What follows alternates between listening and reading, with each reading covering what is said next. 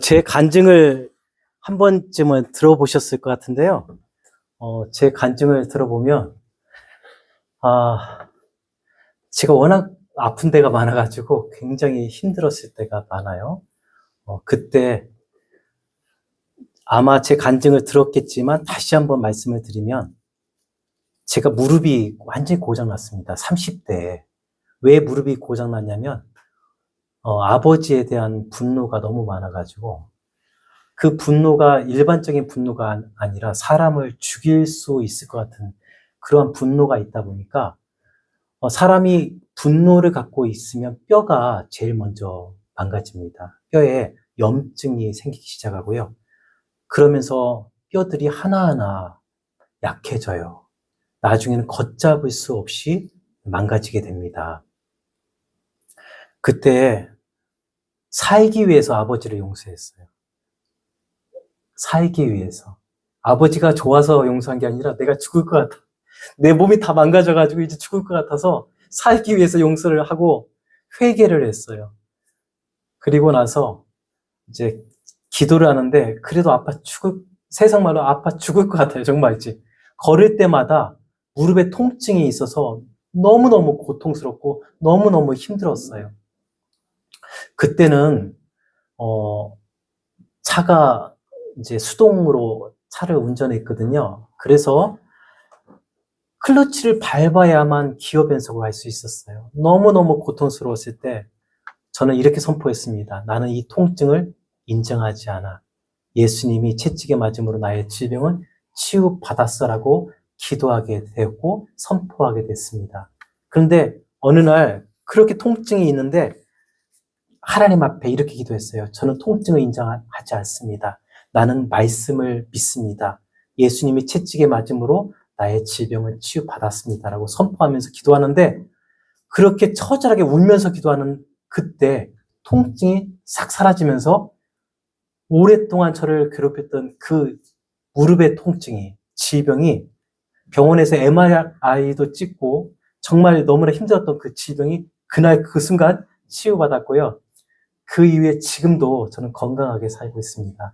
그렇기 때문에 여러분 가운데 어떠한 고질적인 병, 이거 돌려도 돼요? 의자 이렇게 돌리셔도 돼요? 그래서 그런 분이 있다면 예수님이 채찍에 맞음으로 이미 여러분은 치유받았다는 것을 말씀을 드리고 싶습니다. 오늘 말씀을 찾아서 한번 보겠습니다. 오늘 하나님이 우리에게 주시는 말씀은요, 누가복음 2장 말씀입니다. 오늘 이 영상을 통해서 또 이 유튜브를 통해서 보고 계신 분들도 성경을 찾아서 보시면 좋을 것 같습니다. 누가복음 2장 1절부터 3절까지 말씀입니다. 다 찾으셨으면 한 목소리로 읽겠습니다. 시작. 그때 가이사 아구스도가 영을 내려 천하로 다 호적하라 하였으니 이 호적은 구레누가 수리아 총독이 되었을 때 처음 한 것이라. 모든 사람이 호적하러 각각 고향으로 돌아가매. 여기까지만요. 저를 한번 보시기 바랍니다. 제가 예수님을 처음 믿었을 때가 고등학교 1학년 때였습니다. 우연하게 친구 따라서 교회를 가게 됐는데 교회 생활을 하는데 제 안에 의문점이 생겼어요. 하나님이 살아계실까? 하나님이 정말 계실까? 이것이 의문이 들게 되었습니다. 사람들이 보이지 않는 하나님을 위해서 성가대가 있어서 찬양을 하고 보이지 않는 하나님을 위해서 11조를 하고 감사헌금을 하고 물질을 드리고 보이지 않는 하나님을 위해서 식당 봉사나 차량 봉사나 여러 가지 봉사하는 모습을 보면서 하나님은 보이지 않는데 하나님은 계시지 않는데 왜 저 사람들이 저렇게 헌신할까? 저렇게 봉사할까? 라는 생각을 하게 되었습니다. 그래서 어느 날 제가 이런 생각을 해보았어요. 하나님이 살아계신가, 그렇지 않은가를 테스트 해봐야 되겠다. 그래서 성경을 펴서 하나님이 살아계신가를 한번 분명히 확인해 봐야 되겠다라고 생각하고 성경을 읽는데, 마태복음 쪽 읽을 때 예수님이 베드로와 야고보와 요한을 부르는 그 장면을 이르는데, 예수님이 제자들을 보시면서 나를 따라오너라 내가 너를 사람을 낚는 어부가 되게 하리라, 그 대목에서 커다란 우레소리가 제 마음속에서 울렸습니다. 나를 따라오너라 내가 너를 사람을 낚는 어부가 되게 하리라. 그 우레소리를 듣고 제가 무릎을 꿇고 회개하고 내가 주의 종이 되겠다라는 작정을 하고 기도하면서 여기까지 오게 됐고요. 여러분 앞에 제가 서 있습니다. 하나님은 살아계시더라고요. 얼마나 기쁘던지 제가 그때부터 주일 낮 예배, 밤 예배, 수요 예배, 또 금요 철야, 그 다음에 새벽 기도까지 하나도 빼먹지 않고 다 예배 드렸어요. 왜냐하면 너무 좋았어. 하나님이 살아계시고 그 예수님이 살아계시다는 것을 제가 보았고 만졌고 느꼈기 때문에 그 감격을 이루 헤아릴 수가 없었어요. 새벽이 되면 잠을 저는 못 자고 있었습니다. 왜냐하면 마음이 뜨거워서 내 안에 그 예수님에 대한 그 뜨거움과 열정이 너무 대단해서 잠을 잘 수 없이 정말 빨리 아침이 되고 빨리 교회 갔으면 좋겠다라는 그러한 열정이 저를 휘감게 되었습니다. 어느 새벽에 예배 드리고 그때도 제 감정은 통제가 안 되는 거예요. 주님을 사랑하는 그 감정은 통제가 안 돼가지고 제가 자란 그 고향이 충청도 홍성인데 홍성은 홍주성이라고 하는 곳이 있어요. 다시 말해 이 도시가 성에 위치한 그런 도시예요. 그러다 보니까 성벽이 있고 그 성벽이 높은 곳에 위치하다 보니까 그 예배 끝나고 그 성벽에 서가지고 크게 외쳤어요. 예수님 사랑합니다. 예수님 믿습니다. 이렇게 막 소리를 질렀어요. 그런데 재미난 것은 잠시 후에 저기 멀리서 어떤 사람이 또 외치는 거야. 예수님 믿습니다. 보니까 나만 뜨거운 줄 알았더니 벌써 어떤 사람이 지금 뜨거워서 저처럼 그렇게 외치고 있는 거예요. 그렇게 뜨거운 마음, 뜨거운 열정을 가지고 믿음 생활을 하게 되었습니다. 그런데 시간이 지나는데 그 믿음이 식어지는 거예요.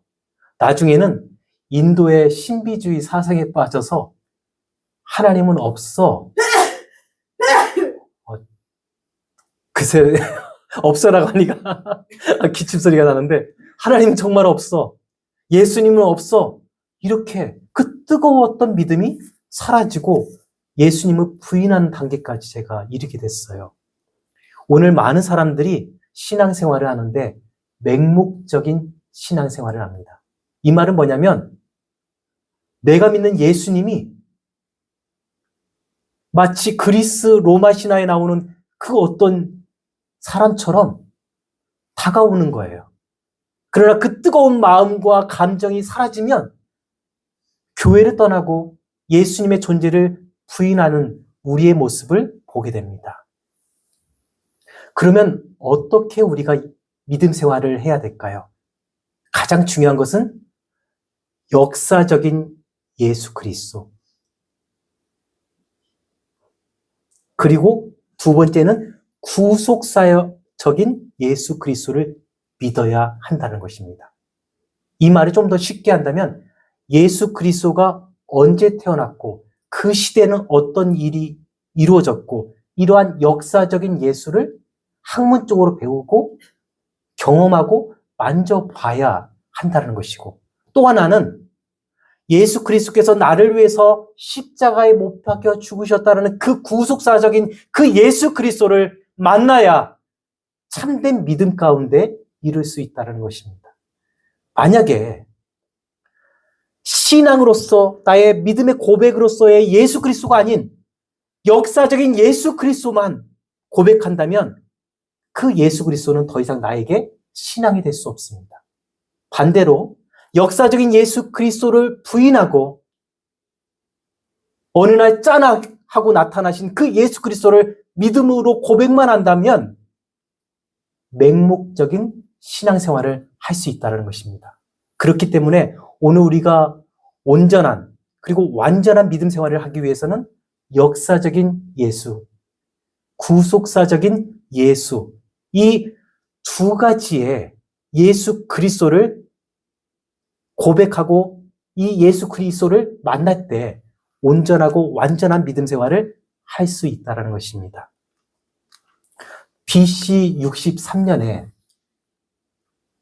로마의 폼페이우스 장군에 의해서 예루살렘이 함락되게 되었습니다. 그리고 이 함락시키면서 저항하던 유대인들을 로마로 끌고 가게 됐어요. 로마에 끌려간 사람들은 그곳에 회당을 세우게 되었고 거기서 예배를 드리게 되었습니다. 그들이 다름 아닌 회당 공동체입니다. 이 폼페이우스 장군이 함락할 그 시점에 로마에는 키케로라고 하는 사람이 집정관으로 있었고 줄리어스 시저가 최고 승원으로 있었습니다. 그런데 이 줄리어스 시저와 이 폼페이우스 장군이 서로 굉장히 반목하고 갈등하는 그러한 사이였습니다. 이 폼페이우스가 나중에는 이집트로 도망치게 됩니다. 근데 이집트에는 또 누가 있었냐면 파라오의 마지막 여자인 클레오파트라가 있었어요.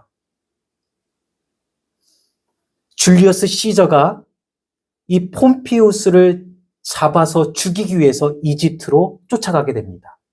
그리고서 클레오파트라와 연합해서 폼페이우스 장군을 죽이게 됩니다. 그리고 나서 이 줄리어스 시저가 로마로 돌아와 원로원 앞에 있는 그곳에 폼페이우스 장군의 동상을 세우게 됩니다. 왜냐하면 비록 자기하고 갈등과 대립관계에 있었지만 폼페이우스라고 하는 사람을 따르던 사람들을 자기 편으로 만들기 위해서 그렇게 동상을 세우게 된 것입니다. 근데 우리가 인생을 살다 보면 그리고 역사를 배우다 보면 참 아이러니컬한 장면들, 그러한 경험들을 해보지 않습니까? 그 다음에 어떤 일이 있었냐면 자기가 세운 폼페이우스 장군의 그 동상 앞에서 당시 브루투스라고 하는 공화당 사람에 의해서 이 줄리어스 시저가 70발의 칼에 찔려서 그 폼페이우스 장군의 동상 앞에서 살해를 당하게 됩니다. 이게 참 역사의 아이러니컬한 거죠. 어쨌든 이 줄리어스 시저가 죽으면서 그의 양아들이 초대 로마의 황제가 되었는데 그 이름이 옥타비우스고요. 오늘 성경에는 2장 1절에 나와 있어요. 누가복음 2장 1절을 한번 읽어보겠습니다. 시작. 그때 가이사 아구스도가 영을 내려 천하로 다 호적하라 하였으니, 여기서 가이사라고 하는 것은요, 이름이 아니라 마치 이집트의 파라오 하면은 이름이 아니라 왕의, 황제의 호칭 있잖아요. 가이사라는 것은 호칭을 말하고 이름은 아구스도가 이름인데, 이 아구스도가 줄리어스 시저의 양아들이 옥타비우스인데 그 옥타비우스 이름이 아구스도로 성경에는 기록되어져 있습니다. 이제 BC 42년에 빌립보 평원에서 빌립보 전투가 이루어지게 됩니다. 오늘 성경에 나와 있는 아구스토라고 하는 옥타비우스와 안토니우스가 이 줄리어스 시저를 살해한 브루투스와 전투를 하게 되고 그 전투에서 승리를 하게 됩니다. 그리고 나서 가이사 시저 숭배 사상이 생겨나게 됐습니다. 무슨 말이냐면 로마 황제 이름 앞에는 가이사라고 하는 칭호가 붙게 된 거예요. 그래서 가이사 아구스토, 이렇게 아구스토라는 이름 앞에 가이사라고 하는 이 호칭이 붙게 된 것이고, 다시 한번 앞에서도 말했듯이 이집트의 파라오라고 하는 것은 이름이 아니라 칭호라고 말했듯이 이렇게 로마 황제 이름 앞에는 이때부터 가이사가 칭호가 된 것입니다. 근데 이제 BC 4년에 이 가이사 아구스토 옥타비우스라고 하는 사람이 1차 인구조사를 시작하게 됩니다. 이 1차 인구조사는 말 그대로 순수한 인구조사예요. 그래서 자기가 태어난 곳으로 돌아가서 신고를 하는 것이 이 1차 인구조사인데, 이 이후에 AD 6년에 시리아 총독 구레뇨의 2차 인구조사가 발생하게 됩니다. 근데 이 2차 인구조사는 단순한 순수한 인구조사가 아니라 세금을 탈취하기 위해서, 세금을 약탈하기 위해서 인구조사를 시작하게 되었습니다. 그때 유대 지역에 갈릴리에 있는 유다라고 하는 사람이 폭동을 일으키게 됩니다. 로마는 이 폭동을 억압하는 그 과정, 이 속에서 2만 명을 죽이게 됐는데, 이 2만 명의 인구는요, 팔레스타인 인구의 30분의 1에 해당하는 인구입니다. 근데 그 2만 명이 어디에서 죽었냐면 갈릴리 나사렛에서 약 4km 떨어져 있는 지폴이라고 하는 곳에서 2만 명이 죽은 거예요. 원래 이 지폴이라고 하는 것은 유대 지역의 그 갈릴리의 상업지구였습니다. 다시 말해 사람들이 모여들고 무역이 이루어지는 그러한 아주 성장하는 도시였는데, 이곳에서 유대인들이 2만 명이 죽다 보니까 유대인들은 이 도시에 가지 않았습니다. 하지만 로마에서는 로마의 승리와 영광을 기리기 위해 여기서 멋진 도시를 세우게 됩니다. 그러나 어느 누구도 유대인들은 이 도시를 찾지 않게 되었습니다. 심지어 예수님조차도 공생의 3년 반 동안 이 지포리를 찾았다라고 하는 기록이 나와 있지 않습니다. 그만큼 이 예수님이 활동하던 그 시대는 이러한 로마의 어떤 환경적인, 정치적인 많은 사건과 사건들이 있었다라는 것입니다. 그러다가 이제 제가 조금 지나쳤는데요. BC 42년에 헤롯이 유대 지역의 왕이 됩니다. 다시 말해 당시에는 로마가 이 유대 지역을 관할하고 있었는데, 이 헤롯을 유대 총독으로 세우고 BC 40년에 그를 왕으로서 승격시켜 줍니다. 이 말은 뭐냐면 로마가 이 유대 지역을 통치하고 관할하고 있었지만 그들에게 자치권을 줬다는 거예요.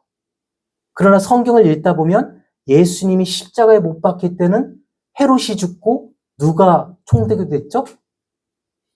본디오 빌라도가 헤롯에 이어서 이제 왕이 아니라 총독이 됐어요. 이 말은 뭐냐면 유대인들에게 자치권을 줬는데 이제 예수님이 십자가 못 박힐 그때쯤에는 그 모든 자치권을 빼앗고 로마의 통치가 억압이 최고조에 이르렀다는 것을 말해주고 있습니다. 이러한 때에 예수님께서 활동하셨고 이러한 때 예수님께서 십자가에 못 박혀 죽으셨다는 것입니다.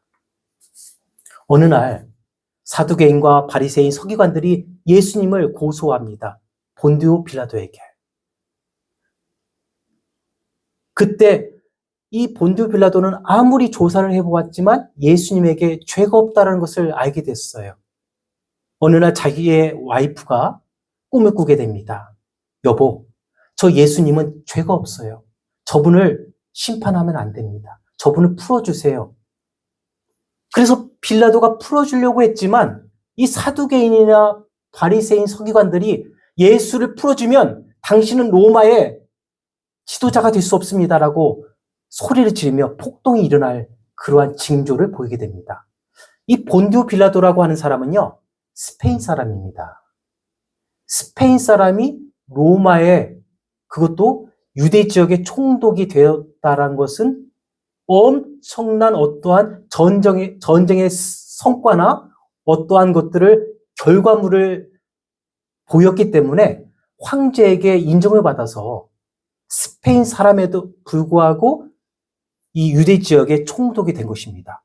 너무나 어렵게 여기까지 왔는데 저들이 고발하고 또 데모하면 이 소식이 가이사 아구스토라고 하는 이 옥타비우스에게 이게 전해지게 되면 자기의 그 위치가 위태로워지기 때문에 예수께 죄가 없다는 것을 알고 있었지만 그는 예수를 십자가에 못 박게 합니다. 근데 뭐라고 예수님을 십자가에 못 박았냐면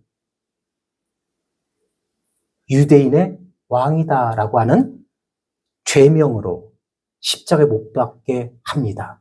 그때 이 바리새인이나 사두개인들이 뭐라고 말하냐면 유대인의 왕이 아니라 자칭 유대인의 왕이라고 하십시오라고 말을 합니다. 왜냐하면 유대인의 왕이다라고 해서 그를 십자가 못 박게 되면 이 사두개인이나 바리새인과 서기관들이 유대인의 왕을 못 박았기 때문에 그 핏값이 자기들에게 오기 때문에 그것을 면하기 위해서 자칭 유대인의 왕이라고 이렇게 요구를 하지만 본디오 빌라도는 올바른 그나마 어떠한 죄명을 확실하게 하기 위해서 유대인의 왕이다라는 죄명 아래 십자가에 예수님은 못 박게 합니다. 제가 다시 한번 여러분에게 말하고 싶습니다. 여러분은 어떠한 믿음 생활을 하고 계십니까? 혹시나 저처럼 처음에 예수님을 믿었을 때 뜨거운 감동과 감격 때문에 맹목적으로 예수님 사랑합니다. 예수님 믿습니다. 이렇게 외치며 살고 있지는 않습니까? 예수님이 언제 태어나고 무엇 때문에 고난을 받고 무엇 때문에 이 땅에 그렇게 오셨는가에 대한 역사적인 아무런 관점도 필요 없이 맹목적으로 마치 예수님께서 UFO를 타고서 짠하고 나타나서 우리에게 나타나신 그 예수님을 믿는 것처럼 오늘 우리의 믿음이 감성적이고 한쪽으로 치우친 믿음 생활을 하고 있지는 않습니까? 그러다 보니 고난이 찾아오고 시험이 찾아오고 어떤 문제가 찾아오게 되면 예수님에 대한 믿음의 뿌리조차 흔들려서 나는 예수님 안 믿어. 예수님 어디 있어? 예수님이 있으면 나에게 어떠한 이런 고난과 이런 아픔을 나에게 줄 수 있어라고 말하고 있지는 않습니까? 오늘 진정한 믿음은 무엇입니까? 우리가 어떠한 믿음으로 주님 앞에 나가야 됩니까? 오늘 우리가 정말 완전한 믿음, 온전한 믿음 생활을 하려고 한다면 제일 먼저 역사적인 예수 그리스도, 예수님이 언제 오셨고 예수님이 어떤 시대에 활동하셨고 무엇 때문에 죽으셨고 예수님이 그리스 로마 신화에 나오는 어떠한 그러한 사람이 아니라 실존 하셨던 예수 그리스도, 그 예수 그리스도께서 이 땅에 오셨고 그 예수께서 나를 위해서 십자가에서 죽으셨다라고 하는 이 구속사적인 예수 그리스도를 믿을 때 온전한 믿음 생활을 할 수 있다는 것입니다. 만약에 예수님이 십자가에 못 박혀서 죽으시고 부활하지 않았다면 저나 여러분의 믿음은 다 헛된 것입니다. 망상입니다. 그러나 우리가 예수님을 나의 구주로 고백하고 주님께 내 삶을 드리고 주님을 위해서 내 모든 것을 드릴 수 있는 것은 역사적인 예수 그리스도뿐만 아니라 십자가에 못 박히신 예수 그리스도께서 부활하셨기 때문에 그 부활의 그 믿음 때문에 내가 예수님을 믿게 되는 것입니다. 다시 한번 저는 여러분에게 묻고 싶습니다. 여러분은 예수님을 믿으십니까? 역사적인 예수님을 믿으십니까? 나를 위해서 십자가에 죽으신 예수님을 믿으십니까? 예수님이 나를 위해서 죽으시고 부활하신 것을 믿으세요? 이러한 믿음이 있을 때 우리의 믿음이 참되고 진짜인 믿음이라고 말할 수 있겠습니다. 다시 한번 저는 여러분에게 당부하고 싶습니다. 혹시나 여러분 가운데 예수님을 역사적인 예수 그리스도로, 어떠한 이성적인 예수 그리스도로만 고백하는 분이 있다면 그분에게는 구속사적인 예수 그리스도, 나를 위해 골고다 언덕에서 십자가에 못 박혀서 죽으신 예수 그리스도를 고백하시기 원합니다. 또한 역사적인 예수 그리스도는 인정하지 않고 알기도 원하지 않고 마음만 뜨거워서 감성적이고 정말 그렇게 믿음 생활을 하는 분이 있다면 예수님이 언제 태어났고 어떠한 시대에 활동하셨는지 그분을 경험하고 배우기 원하는 그러한 역사적인 예수님을 만나는 여러분이 되어지길 원합니다. 그래서 저는 여러분의 믿음이 이렇게 한쪽으로 쏠리지 않길 원합니다. 저에게 종종 전화로 상담이 옵니다. 막 전국에서 오는데요. 어떤 분은 저에게 이런 질문을 해요. 목사님, 뭐가 보이세요? 나한테 뭐가 보이니? 그래서 저는 이렇게 말을 하죠. 안 보여요. 하나도 안 보여요. 그러면은 이제 좀 당황하는 것 같아요. 왜 그러냐면 유튜브로 보게 되면 뭔가 대단한 것 같고 그러는데 안 보인다고 하니까 내가 왜 여기 전화했지? 아마 이렇게 생각하는 것 같아요. 근데 재미난 것은 안 보인다라고 제가 말을 하고 있지만 저하고 그분하고 말을 하는 사이에 이 어둠의 영이요, 제 앞에 딱 무릎을 꿇고 와 있어요. 그리고 이렇게 말을 하죠. 너하고 저하고 저 사람하고 무슨 상관이 있는데 좀 상관하지 말고 좀 냅둬. 이렇게 말을 해요. 지금 저는 저분하고 상담하는데 그 영적인 존재는 제 앞에 무릎을 꿇고 있는 거예요. 그러나 제가 사람들에게 이러한 것들을 뭘 보고 있다, 느끼고 있다, 뭘 들었다 이런 이야기를 잘하지 않습니다. 그렇다고 해서 제게 주신 어떤 영권이 없거나 이런 것이 아니라 뭘 본다라고 말을 하게 되면, 뭘 들었다라고 말을 한다면 성도들이 다 거기에만 빠져 있어요. 맹목적인 신앙에 치우칠 수가 있어요. 그렇기 때문에 뭘 봐도, 뭘 들어도, 뭘 느껴도 본다라고, 느낀다라고 말하지 않습니다. 제가 원하는 것은 그분들이 예수님을 인격적으로 만나는 그것을 도와주고 싶어요. 그러면서 또 제가 여러분을 위해서 손을 얹고 기도하잖아요. 기도하면서 이 영적인 축사 사역도 다 끝납니다. 그러다 보니 제 예배에 참석하신 분들은요, 마음이 어두워지지 않아요. 막 귀신 쫓아낸다고 막 소리 지르지도 않고 막 욕하지도 않습니다. 왜냐하면 가장 중요한 것은 예수 그리스도가 가장 중요하기 때문입니다. 저는 여러분이 정말 감정적인 믿음 생활이 되기 원하지 않습니다. 저는 여러분이 이성적인 믿음 생활으로만 빠져 있기 원하지 않습니다. 이성과 감성, 이러한 모든 것들이 연합해서 온전한 믿음을 이루길 예수님의 이름으로 축원합니다. 우리 같이 한번 기도하겠습니다.